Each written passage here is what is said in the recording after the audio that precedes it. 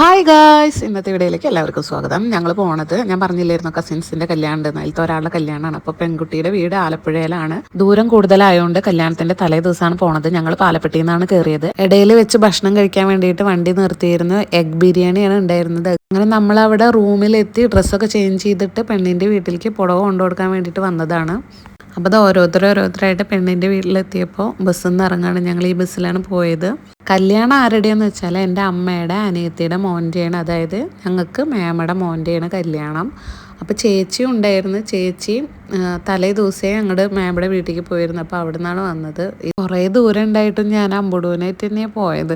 എല്ലാവരും എൻ്റെ അടുത്ത് പറഞ്ഞു, എങ്ങനെ നീ അവനായിട്ട് പോവുക, കുറച്ച് കുറുമ്പനുമാണ്, പിന്നെ അത്രയും ദൂരം ബസ്സിലിരിക്കണ്ടേ, അപ്പോൾ ആ ഒരു ബുദ്ധിമുട്ടുണ്ട്, എങ്ങനെ നീ പോകും എന്നൊക്കെ എല്ലാവരും ചോദിച്ചു തരുന്നു. ഞാൻ രണ്ട് കൽപ്പിച്ചാണ്ട് പോയി.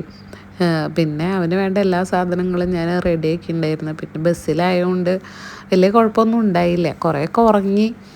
പിന്നെ അങ്ങനെ എങ്ങനെയൊക്കെയോ അങ്ങോട്ട് മാനേജ് ചെയ്ത് വലിയ കുഴപ്പമൊന്നും ഇല്ലാതെ അങ്ങോട്ട് എത്തിയിട്ടോ. അങ്ങനത്തെ ചെക്കനും ചെക്കൻ്റെ പെങ്ങളും ഞങ്ങളൊക്കെ കൂടിയിട്ട് ഇത് പെണ്ണിൻ്റെ വീട്ടിലെത്തിയിട്ട് അങ്ങോട്ട് കയറുകയാണ്. അപ്പോൾ സ്വീകരിക്കാനായിട്ട് പെൺകുട്ടിയും പെൺകുട്ടിയുടെ അച്ഛനും അവിടെ നിന്നിരുന്ന്. അപ്പോൾ ചെക്കൻ ബൊക്കെയൊക്കെ കൊടുത്തിട്ട് അകത്തേക്ക് കയറുകയാണ്. അപ്പോൾ അവിടെ നല്ലൊരു ഫ്രെയിം വെച്ചിട്ടുണ്ടായിരുന്നു ചെക്കനും പെണ്ണിൻ്റെയും. നല്ല ഭംഗിയുണ്ടത് കാണാൻ. പിന്നെ അത് കഴിഞ്ഞിട്ട് അവരിതാ സ്റ്റേജിലേക്ക് കയറുകയാണ്. അപ്പോൾ സ്റ്റേജിൽ സൈഡിൽ മ്യൂസിക്കൊക്കെ ഉണ്ടായിരുന്നു. നല്ല നല്ല പാട്ടുകളായിരുന്നു കേട്ടോ അവർ പാടിയിരുന്നത്. നല്ല രസമുണ്ടായിരുന്നു കേൾക്കാൻ. പിന്നെ അടുത്ത ചടങ്ങ് എന്ന് പറഞ്ഞാൽ പുടവ കൊടുക്കലാണ്. ഇതാണ് അവൻ്റെ പെങ്ങൾ. അവൾ പുടവ കൊടുക്കുകയാണ്. അപ്പോൾ അങ്ങനെ പുടവ കൊടുക്കലൊക്കെ കഴിഞ്ഞു. പിന്നെ ഫാമിലി ആയിട്ടുള്ള ഫോട്ടോഷൂട്ടാണ്. അപ്പോൾ ഇതാണ് അവൻ്റെ ഫാമിലി, അമ്മയും അച്ഛനും പെങ്ങളും. അവരുടെ നാട്ടിൽ പെങ്ങന്മാർക്ക് എന്തോ ഗിഫ്റ്റ് കൊടുക്കൂത്രേ ഈ പുടവ കൊടുത്തു കഴിഞ്ഞാൽ. അങ്ങനെ പറഞ്ഞിട്ട് അവൾക്ക് ഒരു റിങ്ങാണ് അവർ ഗിഫ്റ്റായിട്ട് കൊടുത്തത്. പിന്നെ അത് കഴിഞ്ഞിട്ട് പിന്നെ കേക്ക് കട്ടിങ് ആണ്. അപ്പോൾ ഈ സൈഡിൽ നിൽക്കുന്നത് അവളുടെ ഫാമിലിയാണ്. അച്ഛൻ, അമ്മ, ഒരു സിസ്റ്ററാണുള്ളത്.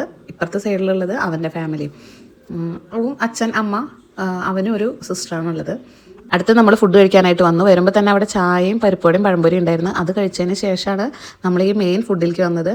ഇവിടെ പൊറാട്ട, ഫ്രൈഡ് റൈസ്, വെള്ളയപ്പം, ചിക്കൻ കുറുമ, ചില്ലി ഗ്രേവി, പിന്നെന്തായിരുന്നു പത്തിരി, അങ്ങനെയുള്ള ഐറ്റംസൊക്കെയാണ് ഉണ്ടായിരുന്നത്.